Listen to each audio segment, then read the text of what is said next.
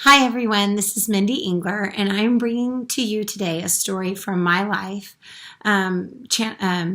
chronicling the struggles of infertility that my husband and I went through in the first 10 years of our marriage.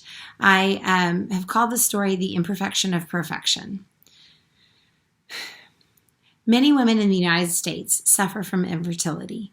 It's something that makes the woman feel like they're imperfect, like they're broken.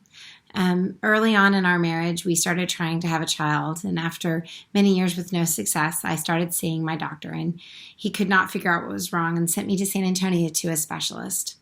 While at that specialist, he tried a couple of different things and started medication. We tried different treatments. And after about 3 months of trying and 3 months of medication, he looked at me and said, "It's not working. We're going to take a break and we'll try again later." I felt like I had been dumped. And being dumped by a doctor is way worse than being dumped by a boyfriend. So after that, my husband and I started searching. We were looking for answers, and we found a clinic that specialized in reproductive acupuncture. So I started acupuncture. After about 6 months of treatment, I had lost 45 pounds. I was feeling great and ready to start trying again. After a couple of months with no success, we decided to go back to modern medication. My doctor was eager to try some new things. He worked with me very closely, and success, and then failure. I carried and miscarried 3 times. My doctor said, "Mindy, I can't help. You need to go back to a specialist." Luckily, it was a different specialist this time. Once I got there, and thousands of dollars of testing later, we found out that I had what my acupuncturist had predicted, a polycystic ovarian syndrome, and I also had a mutation. I'm an X-Men. He decided that and knew that to solve that problem of this missing enzyme that was my mutation, I needed vitamin B and folic acid extra.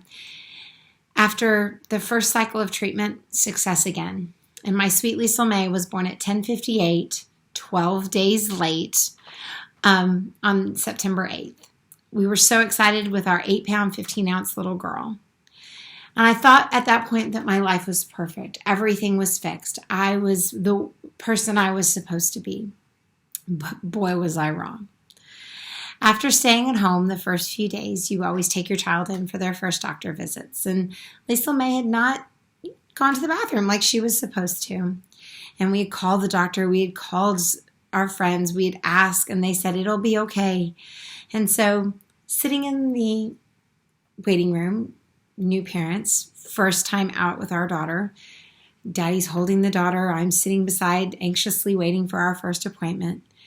And I hear a rat-a-tat-tat-tat-tat coming from my daughter. My husband looks at me with tentative eyes and said, "I think we got that bowel movement we were waiting for." Well, I went over and I carefully lifted up the blanket. He was right.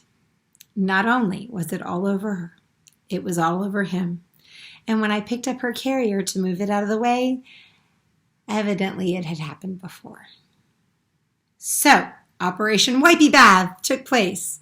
And again, being brand new parents, first time outing, we had packed a small pack of wipes when we needed a big pack of wipes.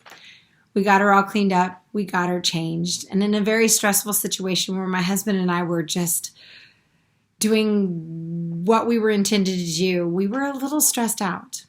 And it was not until I sat back down in the waiting room with Liesl asleep on my chest, waiting again for the doctor, that I realized that my life was perfect.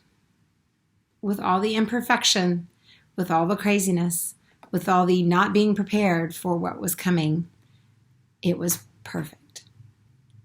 And from that moment on, I knew this is where I needed to be and this is what I needed to do. And I am so thankful to be able to see that perfect is not always perfect.